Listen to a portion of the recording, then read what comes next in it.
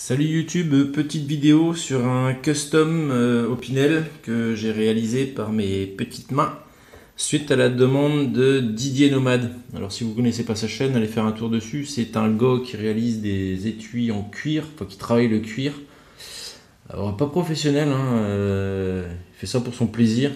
Comme il dit, il est autodidacte, mais il a une maîtrise et il fait des étuis d'une beauté. Bref, allez faire un tour. Donc il m'a demandé de faire une petite vidéo sur cette Opinel que j'ai réalisée.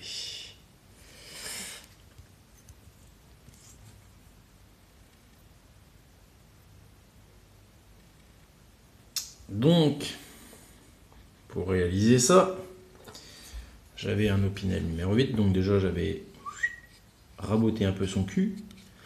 Et après, j'ai pas beaucoup d'outillage à la maison, donc à l'appartement. Puis il peut pas faire trop de bruit.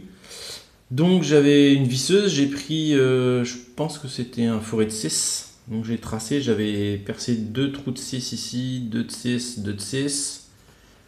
Ensuite, la même chose ici, avec ici la complication de bien tomber, la lame, bien tomber sur la fente. Bon, ici, si j'avais pas percé trop droit, c'était pas trop grave, mais ici, il fallait que je perce le plus droit possible pour que, sans exploser trop le bois là. Parce que, effectivement,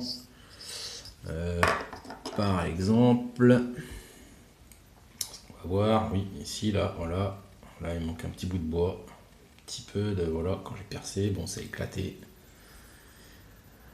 Donc ensuite, une fois que j'ai fait les trous, j'ai utilisé un Mora. D'ailleurs, je vais faire une petite dédicace à Léo, à Monsieur Green Spider, qui est fan des Mora. Donc, j'ai utilisé un Mora, alors je n'ai pas le nom. Ça, par contre, Léo, tu m'en voudras pas, je n'ai pas le nom. C'est un Mora pour la sculpture, hein, avec son manche, voilà. Et donc, j'ai commencé à tout doucement gratter de partout. Et j'ai utilisé ensuite ce genre de petite lime qu'on trouve à 3 francs 6 sous dans les magasins de bricolage. Voilà.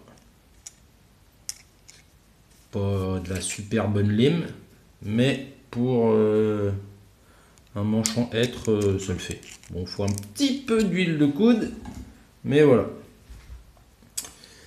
Donc après, les petites difficultés que j'ai eues dessus, c'est... ce qu'on va voir. Voilà. Ici. Alors, je vais choper mon cure-dent, voilà. Ici, j'ai un gros bout de bois qui a dégagé. Voilà, que j'ai recollé. Le même en dessous. Voilà. Donc après, j'ai des potes qui passent à la maison qui me disent qu'il doit être fragile. Alors oui, il est fragile. Si, est-ce qu'on va voir? Je fais ça, voilà, le manche il bouge. Donc effectivement, si j'appuie très fort là, ça va casser. Très fort là, ça va casser. Mais après, il m'arrive de l'emmener au restaurant, de manger quand on l'a en main. À moins de serrer comme un barbare, voilà. Mais non, casse pas. Je peux couper du saucisson avec, couper ma viande. Alors pareil, mange la viande tendre, donc pas de raison de forcer comme un... Hein. Donc non, pas si fragile que ça quand on l'a en main. Après, si on va chatouiller sur chaque point, oui, il va être fragile. Autrement, non. Donc voilà.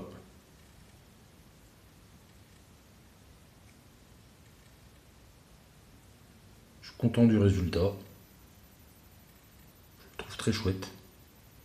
De toute façon, chaque fois que je le sors, il fait son petit effet quand même. Voilà, avec la lame dedans. Et tant qu'on est dans les customs, voilà, j'ai réalisé ça. Et donc là, c'est une petite dédicace à Gaëtan de la chaîne Schlass 43 points d'exclamation Gaëtan. Ha ha ha. Voilà, donc moi j'ai pas de bois rare, donc de l'ébène ou de la corne de mammouth ou voilà, bref. Donc pour réaliser ça, en fait, ce que j'ai fait, c'est que j'ai utilisé, alors je crois que ça s'appelle taurillon, je suis pas sûr du terme, mais voilà. Donc on trouve ça dans tous les meubles à monter soi-même, là, ce genre de petites choses. Et en fait, je les ai cuits à l'huile d'olive. Et ça donne ça. Voilà. Donc dans le couteau, j'ai percé en mesurant. Voilà, j'ai mis un petit scotch sur mon fourré pour m'arrêter au bon endroit. Et ensuite, j'ai enfoncé ça en force dedans. Je les ai coupés, ce qui dépassait, j'ai poncé et on arrive à ça.